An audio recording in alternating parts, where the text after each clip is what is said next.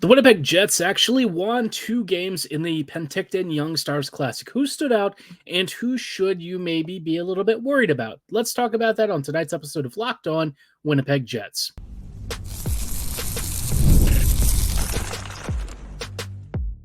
You're Locked On the Hockey Jets, your daily podcast on the Winnipeg Jets, part of the Locked On Podcast Network, your team every day.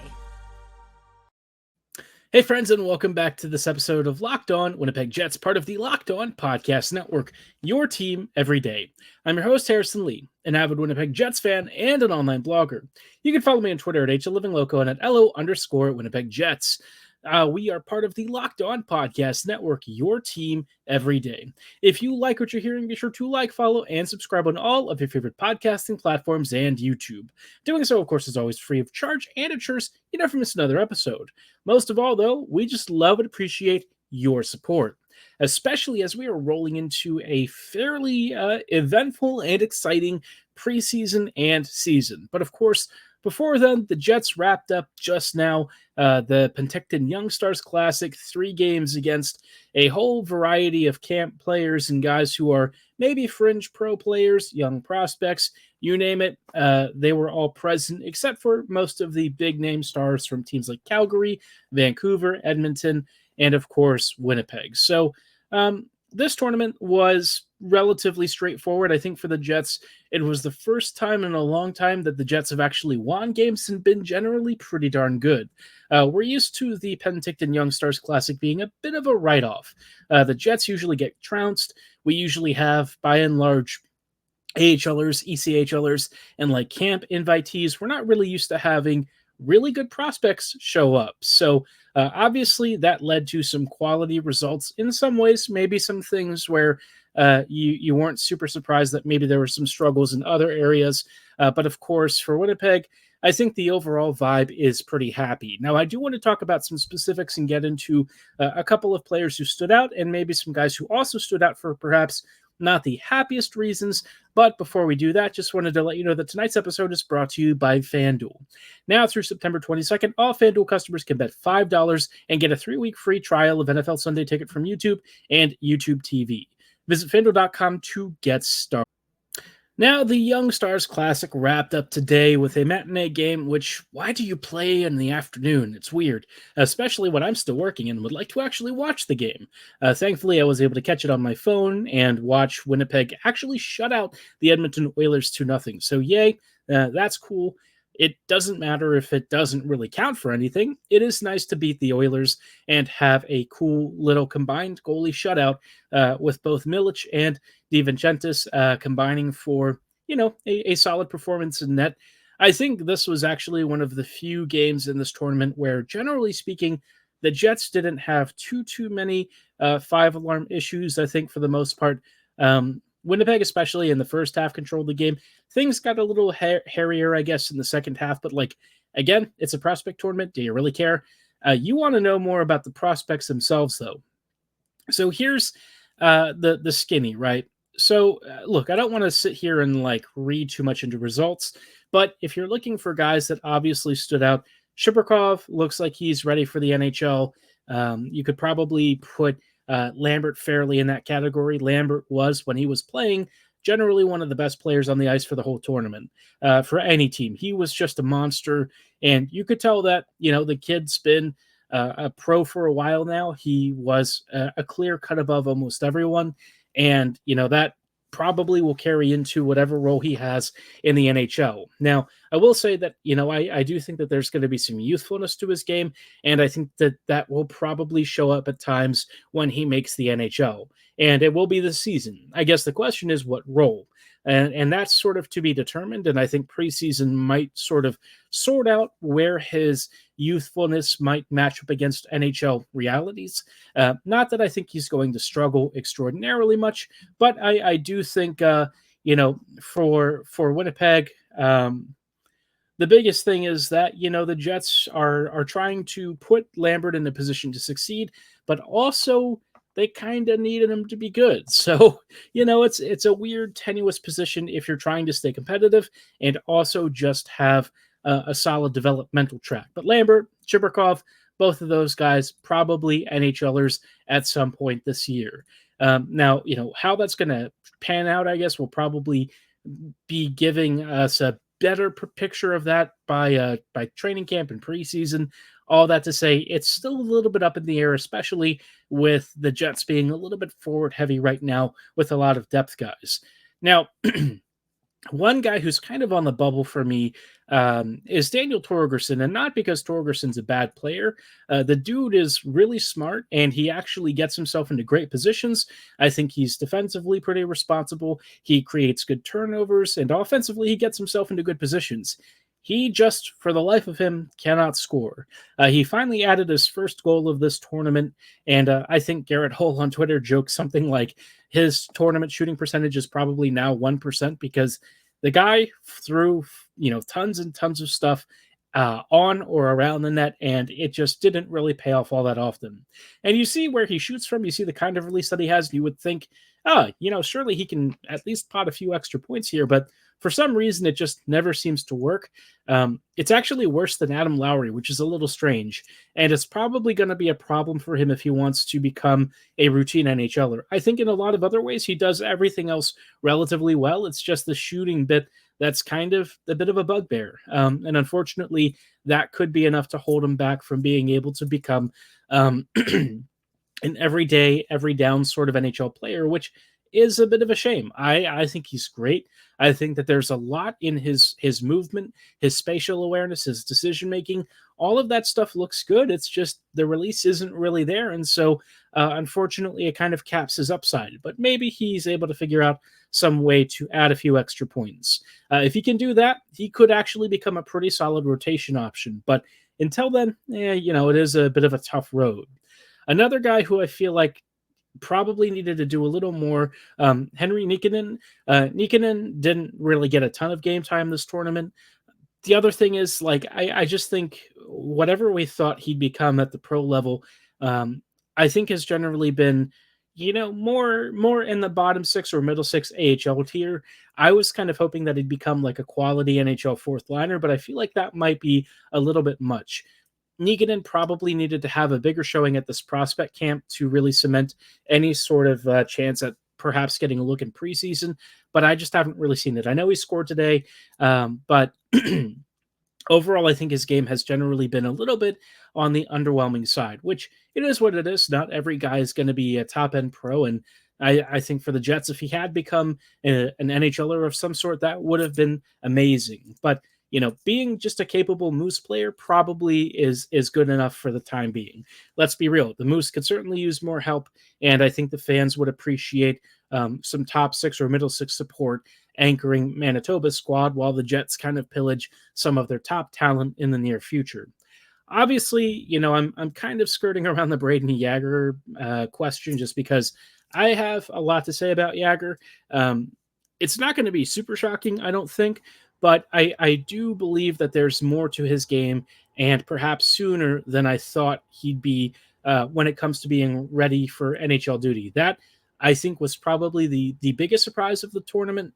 Not that I'm going to read a ton into 3 games of scrimmages, basically, but again, given the evidence that we have and what we're working with, I'll say a couple of things about where I think Yager projects and what he might bring to this Jets team in just a little bit. But before we dive into that, just wanted to let you know about our friends and partners at FanDuel.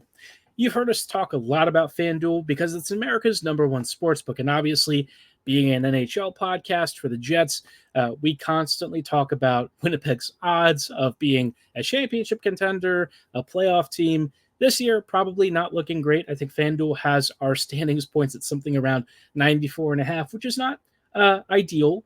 I would probably bet the over on that, but it is what it is. Either way, though, you've been probably using FanDuel for a while now, and you know what? We've got something a little bit different for you, a bit of a special offer, if you will.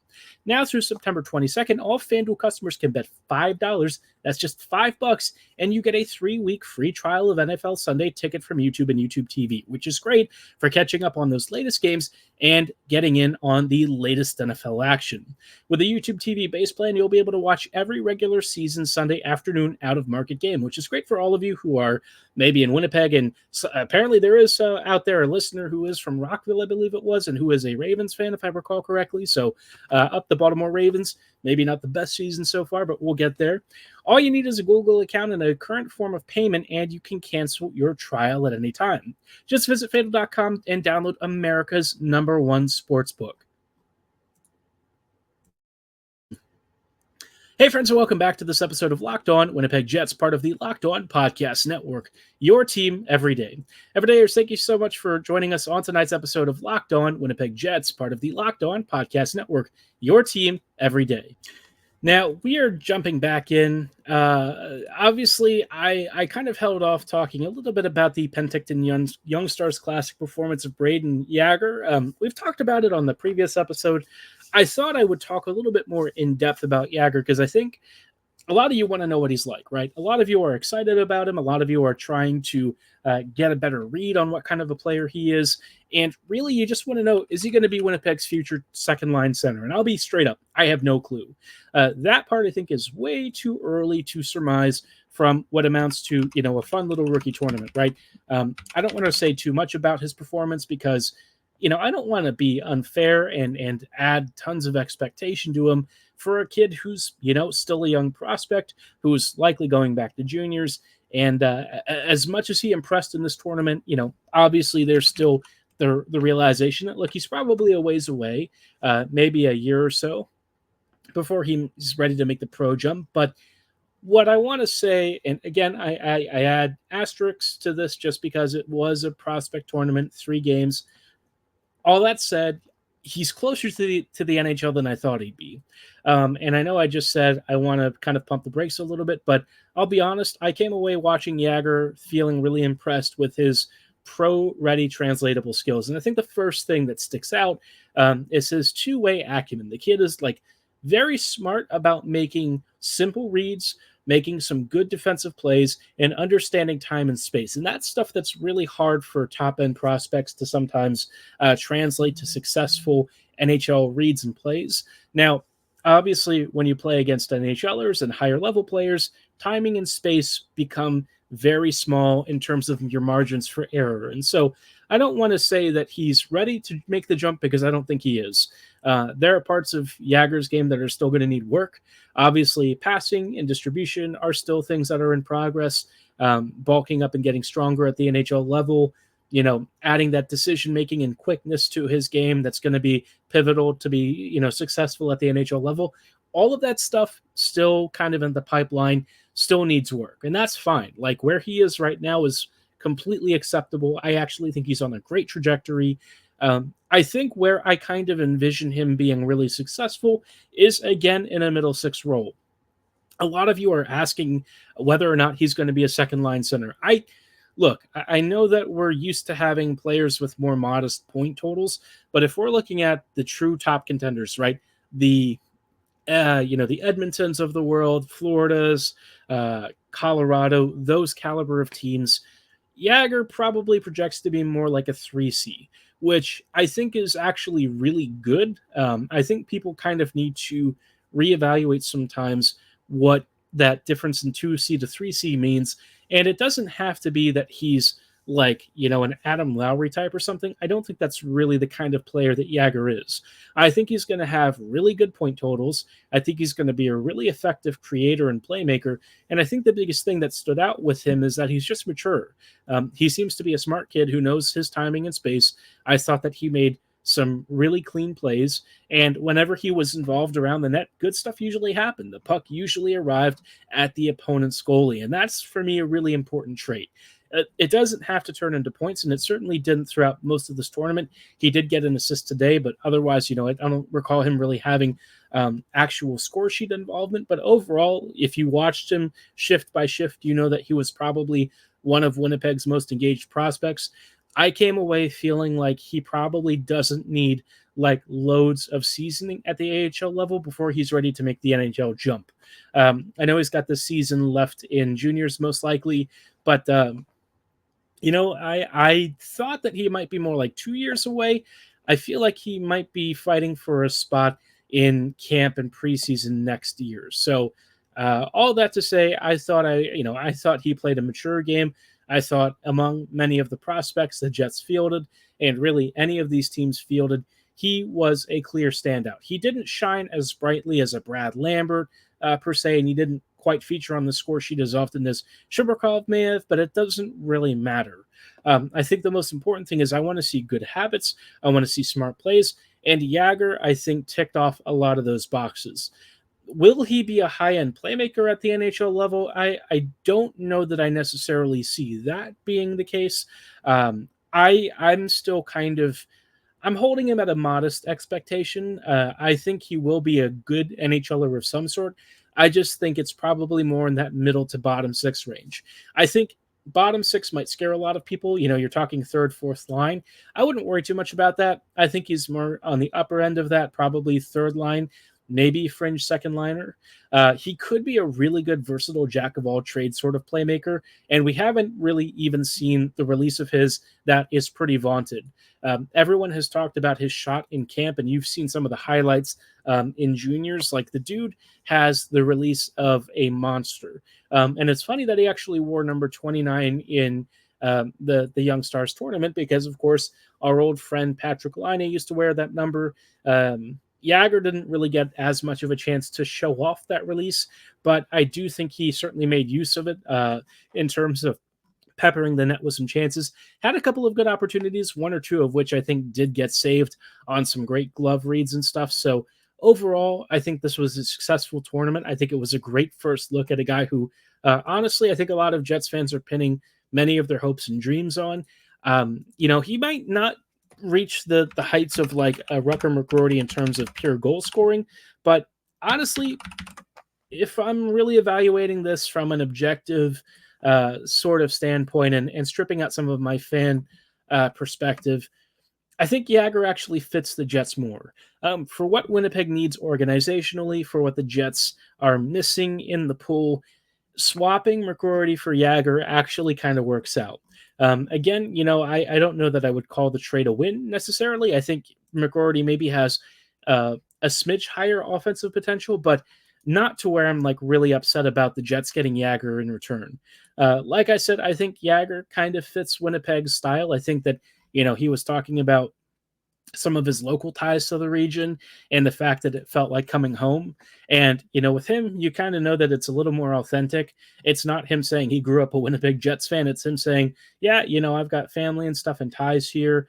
I've been around this region for a long time. And so, from where he was born, where he's played as a kid, it really doesn't feel like he's being inauthentic. So I know some of us are maybe a little bit more nervous about that, especially in light of the McCrory situation, but the vibe I get with him is pretty authentic. I think he's going to be a good player for the Jets for the future and somebody that you may not necessarily build around, but who will become a fairly important part of the core of the future. If he somehow turns into an Andrew Kopp of sorts, I think you're thrilled. I think sometimes people underrated how good Kopp was in his prime.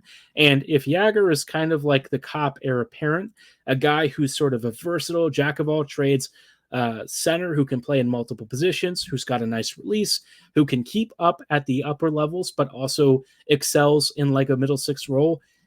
Again, I think that would be something the Jets have been looking for a long time, especially a guy with some potent scoring ability. And based on that release and some of the playmaking we've seen from his earlier games and from some, brief highlights here in this tournament, I do think that there is a real future for him with the Jets. And honestly, I think it might be coming sooner than expected. I thought he was a little ways away, but it seems like based on his camp and perhaps, some of the footage we've seen and really how he's shown himself in this Young Stars Classic, maybe the future is sooner than we're all expecting. So suffice it to say that no matter what sort of talent tier he might exist in, I am pretty excited about him. I think that he's going to be a really good player for the Jets, and all I can say is I'm ready for him to hopefully lace up for Winnipeg sometime in the near future. Wouldn't shock me if it happens, maybe for his NHL debut next season, but start thinking about his name, start preparing. Maybe you want to get his number and name on the back of your jersey when he finally does select a number. A little bit of a ways away before we get to that point, but I would start to think about it because he is going to be a player that I think Jets fans fall in love with very quickly if you don't already enjoy him as it is. Now, Yager, like many other prospects, has to go through a bit of a process. You're not just going to walk into an NHL squad, and that also goes for some of our pro-ready players like Chibrikov and Lambert. And with the Jets kind of carrying a heavier veteran roster, the actual number of roster spots in camp and preseason this year isn't as many as you might expect. I want to talk about how the Jets might approach this here in just a little bit. Hey friends, and welcome back to tonight's episode of Locked On Winnipeg Jets, part of the Locked On Podcast Network, your team every day. Everydayers, thank you so much for joining us on tonight's episode as we're just wrapping up with some final thoughts, basically ahead of preseason, which is going to start this weekend. I'm actually looking forward to it. Would be nice to see some of the starters for the Jets return, and obviously we're still waiting for the Cole Perfetti thing. I'm hoping at some point this week I get to talk about a Cole Perfetti contract extension. From the sounds of it, they are trying to hammer out the details, but the Shane Pinto model of like 2 years at just under $4 million is not working for the Jets. So, that's a little concerning in terms of like trying to cheap out, but I get it from a business perspective, and it doesn't seem to be impacting Perfetti's availability for the team. The dude wants to be a Jet, and I think he has shown it. So, you know what? Pay him. If he wants to lock up long-term, I certainly would not be averse to that. And I think long-term, the Jets are going to benefit out of it, given how good he's already been in very limited minutes. But again, the focus for me right now is kind of on the actual roster spots that might be available. And there's just not a ton for the Jets to open up for some of the kids. Heinola already kind of has the inside track on Nate Schmidt's spot, so I'm not really worried about that. Up front probably is where some of the question is. Who, would Lambert likely play with? Is there a roster spot for Chibrikov? And I think that that's a really tough one because right now you've got Appleton and Iafallo and Gustafsson, Barron. You've got a lot of middle six and bottom six players who have already locked in, likely starting roles with the team this year. And it's kind of incumbent on the front office to maybe make some space. Ehlers doesn't seem like he's going anywhere at present. So assuming that stays, your top six is more or less set, barring the 2C role. But again, I think Nemesnikov likely has that. So then, Lambert's probably looking at a third line role somewhere with Lowry, which means Appleton probably gets bumped to the fourth. You might have a Barron, Gustafsson, Appleton line. Does Chibrikov beat any of those guys out in camp? For me, yes. I really don't think that there's an argument that he should be benched in favor of an Appleton. I've maintained that I think Chibrikov is kind of that 5 to 10% improvement that the Jets are looking for. And I think he would actually do really well in, a bottom six role to start with. But for the Jets, I'm not going to be surprised if they sort of go with the veteran experience, the guy who they feel has paid his dues to this team and who's been a servant of the club for a long time. And look, I know that I've not always been in love with Appleton's game. There have been years where I felt he's been overused and perhaps relied upon a bit too much, but if he's in a fourth line role, he's going to be really good. And Iafallo probably starts there as well, maybe in place of Gustafsson. And so you just start to see that, to be honest, you maybe have one forward spot available unless the Jets make room. And that's where I really think the Jets front office needs to be a little more aggressive. Appleton, I think, legit has pretty considerable trade value. I don't know that you necessarily need to jettison him yet. I think you might want to start the season with Appleton and see what happens. Injuries are always a thing, so a spot may open there, and you do have the ability to sort of push Chibrikov's contract down to the AHL and not worry about it for the time being. With Lambert, I think he's probably earned himself a spot in the role or a spot in the lineup. I don't really envision him not playing for the Jets this year. It could be that he starts off with the Moose as well until they can maybe make a clear spot for him. I guess I get, for me, I guess I don't know if the question is whether it's like a top 6 or like a bottom 6 role. Maybe that's the real debate, and maybe that's where the concern for the Jets is. They might be trying to find a way to get him into some more, maybe offensive minutes, some higher up, more top 6 sort of skill to play with. I don't know what their plan is. I think, the camps and preseason games are going to be very telling for how the Jets envision roles for some of these rookies.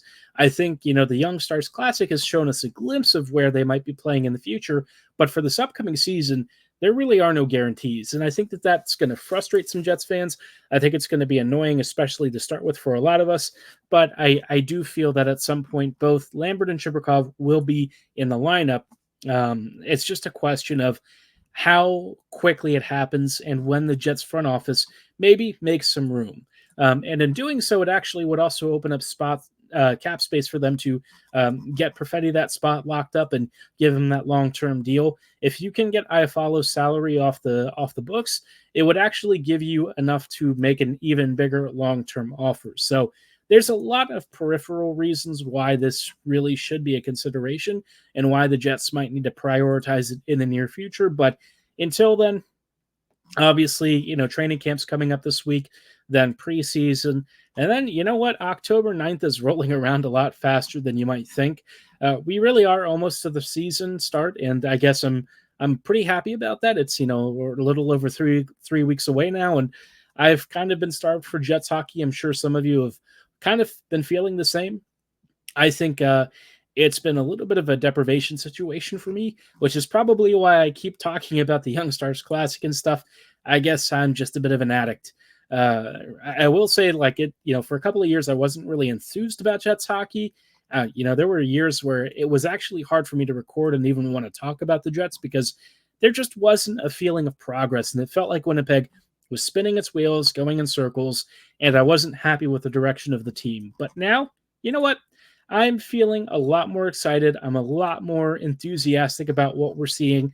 And I think Winnipeg going forward has a fairly good templated model for potential future success. It may not work. Things might not go according to plan. You might have some really nasty surprises in store, but I am excited for a future that involves Yager, Chibrikov, Heinola, Lambert, Salamonson, all these young kids who I think are going to become big parts of Winnipeg's future core on top of the already existing veterans who are very good at what they do.